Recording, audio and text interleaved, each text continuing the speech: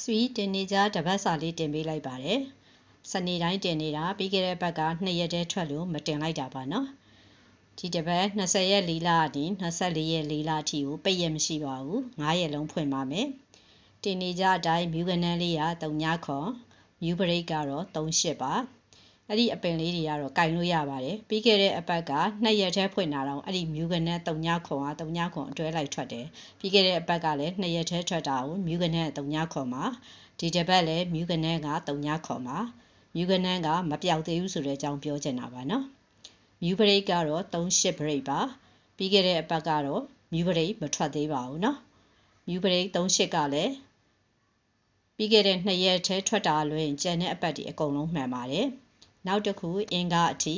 အဲ့ဒီဟာကလည်းတစ်ချိန်ပဲဗုဒ္ဓဦးထိကြပါတယ်ကျန်တဲ့ချိန်ဒီအကုန်လုံးကအင်္ဂါအထိမှာကြပါတယ်နော်8တလုံး8ပရိတ်ပါ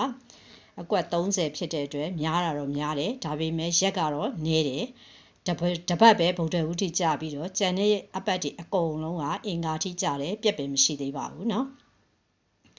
ပြီးခဲ့တဲ့2ရက်ကိုမတွက်ဖဲနဲ့ဟိုးပထမအပတ်က4334ဆိုပြီးတော့ပြန်ကြလေးကြထားတယ်အဲ့ဒီပြန်ကြပြီးတဲ့အပင်တိုင်းကိုတင်နေကြလေးရ2ခွန်4ကို126ခွန်ပြီးခဲ့တဲ့ဟိုအပင်ဘက်က2ခွန်4ကိုဆိုတဲ့တခွေပြတ်သွားပါတယ်เนาะ126ခွန်ပဲ2ခါလောက်ထွက်တယ်ဒီတစ်ပတ်တော့2ပင်လုံးထွက်လိမ့်မယ်လို့ခံမှန်းပါတယ်เนาะနောက်တောက်ကြညမှာညီအကိုထွက်ထားတယ်4334ဆိုပြီးတော့ထွက်ထားတဲ့အတွက်အဲ့ဒီဟာအတွက်လည်းဒီတစ်ပတ်မှာညီကိုကြတယ်လို့တောက်ကြခါညီကိုဆိုတော့အဲ့ဒီအပတ်မှာပဲ93ရယ်43ရယ်ဆိုတော့93ရယ်3နောက်ပိတ်နဲ့43ရယ်ထိပ်စီး400ညီအကိုဖြစ်တဲ့အတွက်2ပင်နဲ့ညီအကိုကြပါတယ်အဲ့တော့ဒီတစ်ပတ်က2ရက်ပြီးသွားတဲ့အတွက်ဒီတစ်ပတ်ညီအကိုမွေးနိုင်လဲကောင်းပါတယ်ညီအကိုကောင်းပါတယ်เนาะ2ပင်နဲ့ကြာထားတဲ့အတွက်ညီအကိုကောင်းပါတယ်ညီအကိုကတော့အကွက်20တောင်ရှိပါတယ်ဒါပေမဲ့တေချာတဲ့လောက်ရှိပါတယ်เนาะမွေးကျင်တဲ့လူကတော့တပင်ပင်လေးကိုမွေးပါ